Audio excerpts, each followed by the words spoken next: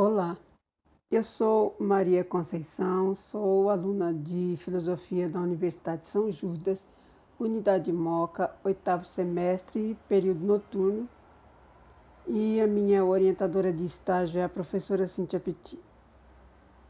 Nesse vídeo eu vou falar sobre a Apologia de Sócrates, parte 2. Na primeira parte, foi visto que Meleto move uma ação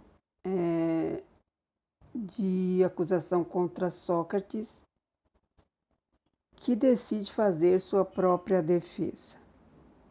O Sócrates, no início, ele vai distinguir que existem dois tipos de acusadores, que são os primeiros e mais antigos, e os novos acusadores, que são estes que o acusam agora. Ele começa expondo as calúnias que foram feitas por esses primeiros acusadores, para em seguida começar a se defender, e que vamos começar a relatar. O Sócrates começa examinando o tipo de acusação que motivou essas calúnias e também como elas serviu de base para que o Meleto movesse essa ação atual. Ele pede, portanto, a todos que imaginem, se fosse necessário ler ali diante de todos, o conteúdo das acusações, e que o mesmo seria parecido com esse texto que ele traz como exemplo, que é o que segue.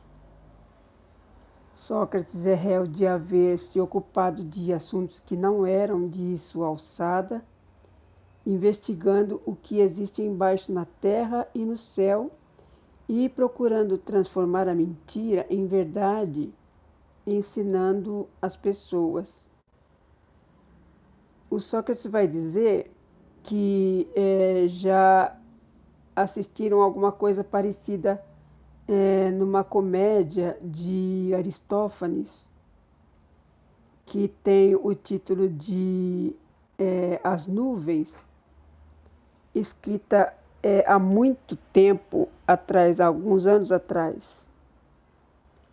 Nessa comédia, o Aristófanes fala sobre um tal de Sócrates que fica andando de um lado para o outro, dizendo que está caminhando sobre as nuvens, e também dizendo palavras e coisas incompreensíveis, mas, no entanto, o Sócrates não considera aquelas ciências e também desconhece se existem cientistas que se ocupem delas.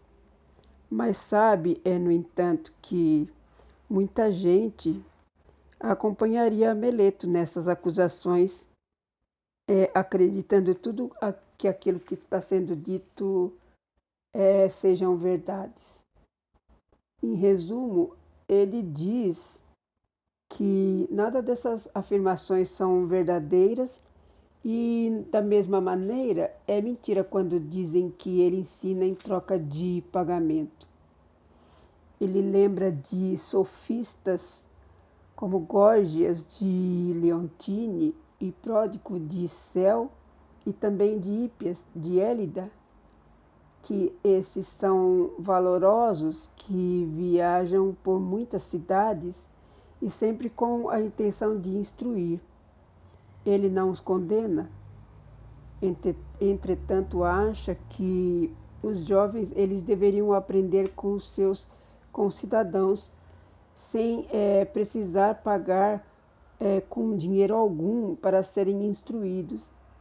Diz ainda que os sofistas vivem convencendo esses jovens a ficarem junto deles para serem ensinados por eles, mas cobram taxas e, além de tudo, eles recebem homenagens. Ele diz ainda que soube que existe um sofista que está residindo na cidade, que veio de Paros e que foi contratado por Cálias para instruir seus filhos. Cálias costuma gastar muito dinheiro com instrução. O Sócrates então vai questionar o Cálias e começa dizendo se por acaso os seus dois filhos fossem cavalos, ele iria buscar alguém para cuidar deles com uma capacidade para transmitir-lhes virtudes que devem ser acrescentadas à natureza desses cavalos, esperando que eles se tornem cavalariços ou agricultores, ou seja, domados a fazer aquilo, né? No caso dos filhos, que tipo de educação ele deseja? Existe alguém que seja bastante sábio e que tenha a capacidade de ensinar virtudes a um homem e cidadão? O Calhas vai responder que o sofista Eveno cobra pouco. Então o Sócrates se afasta e, pensando, ele parabeniza Eveno por ser tão sábio e, se for o caso, ele for capaz dessas virtudes, ainda cobra pouco, porque ele, Sócrates, não possui tais virtudes. O Sócrates diz que todos devem estar perguntando o que ele faz, qual o motivo que originou essas calúnias, e reconhece que conseguiu uma certa fama de uma sabedoria que é do tipo humano, muito diferente dessa dos seus acusadores, que possuem uma sabedoria sobre-humana. No entanto, como sábio, ele possui somente essa sabedoria. E mesmo que possa parecer que ele esteja brincando, ele vai invocar um testemunho incontestável, que é o Deus do Delfos.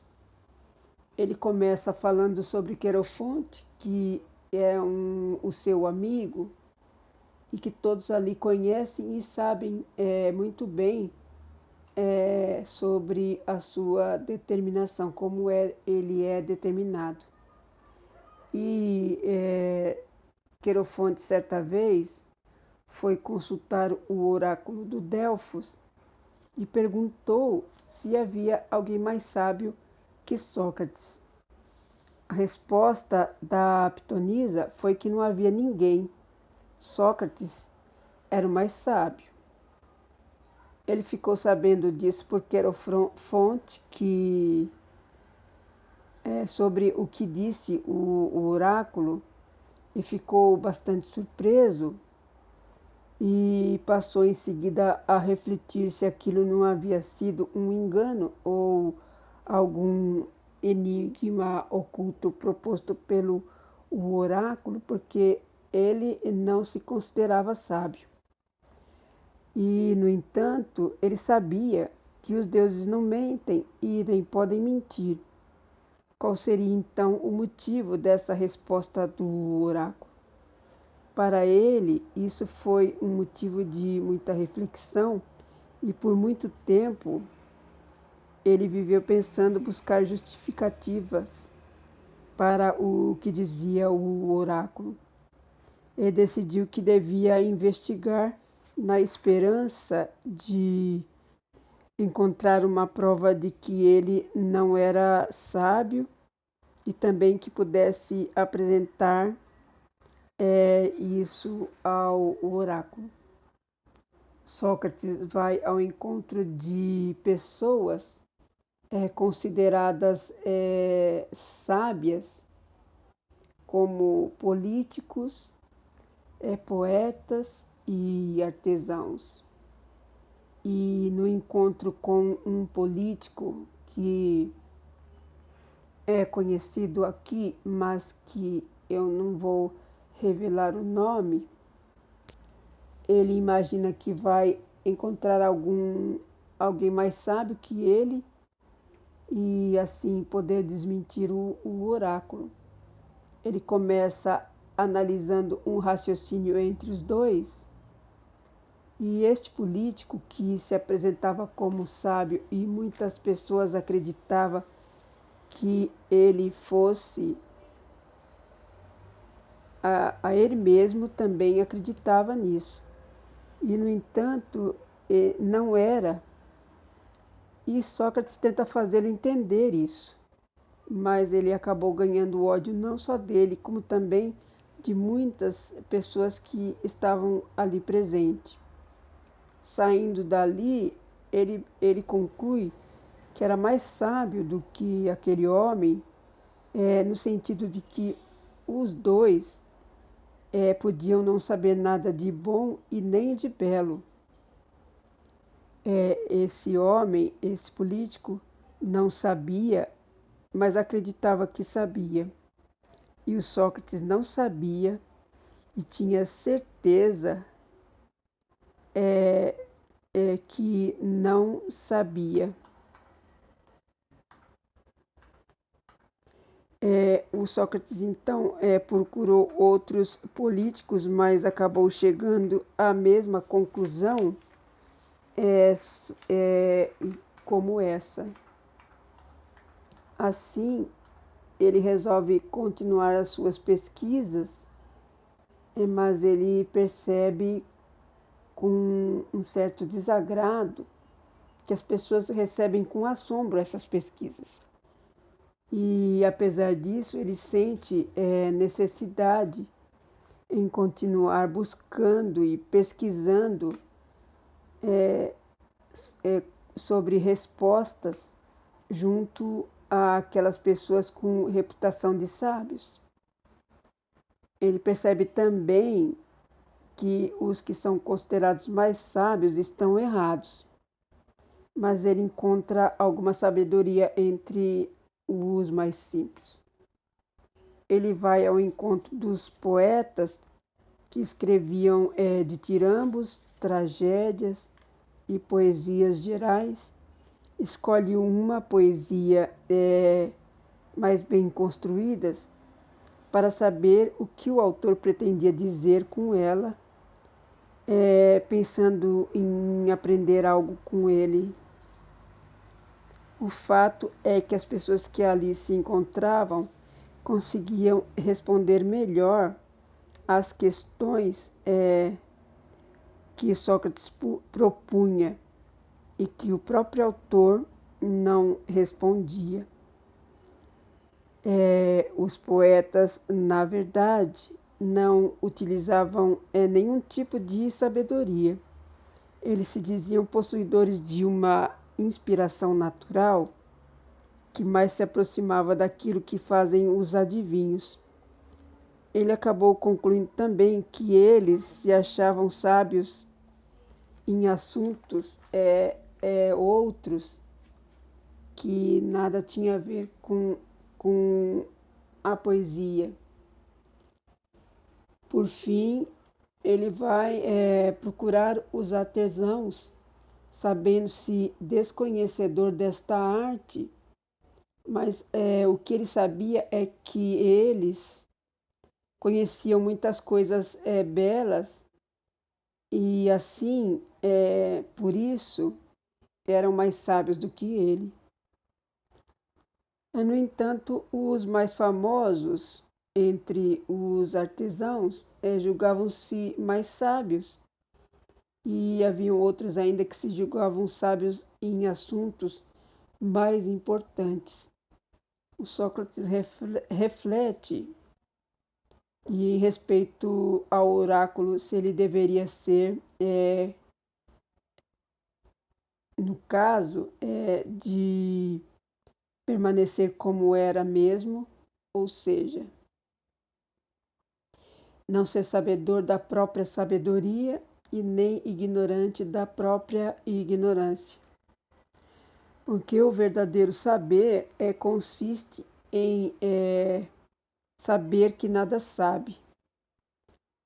Sócrates vai dizer que durante todas as suas pesquisas fez muitas e perigosas inimizades, de onde se originou muitas calúnias, inclusive fama de sábio, quando participava de reuniões cujas discussões mostravam que os participantes não eram sábios.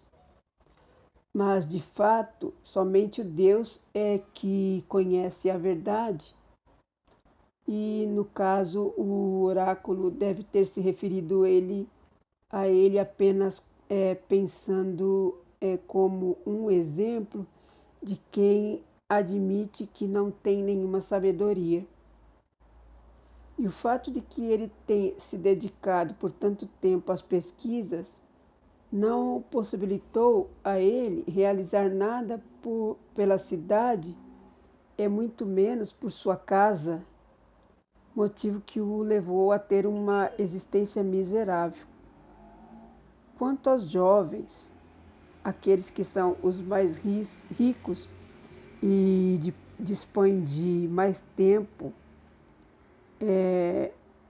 eles são esses que os acompanham por vontade própria e gostam das suas pesquisas e que eles muitas vezes os imitam e por conta própria. E isso faz com que as pessoas fiquem bastante irritadas, voltando-se muitas vezes contra ele e perguntando sobre o que é que realmente ele ensina. Isso é apenas para demonstrar as suas confusões, o que normalmente os levam a falar mal dos filósofos.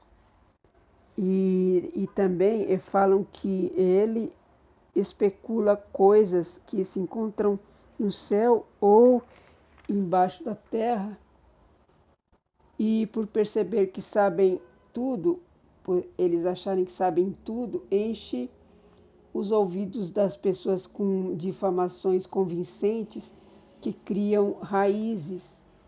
São esses os motivos que levam pessoas como Meleto, que ficou com muita raiva por causa dos poetas, e de Anito, por causa dos artesãos e dos políticos, e também Lincoln, por causa dos oradores.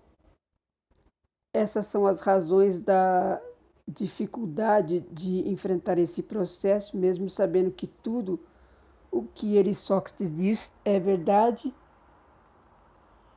E ele também vai encerrar aqui a defesa contra os antigos acusadores e vai começar a se defender dos mais novos. Eu encerro aqui esse vídeo e vou concluir na parte 3, começando pela defesa que Sócrates vai fazer contra os atuais acusadores.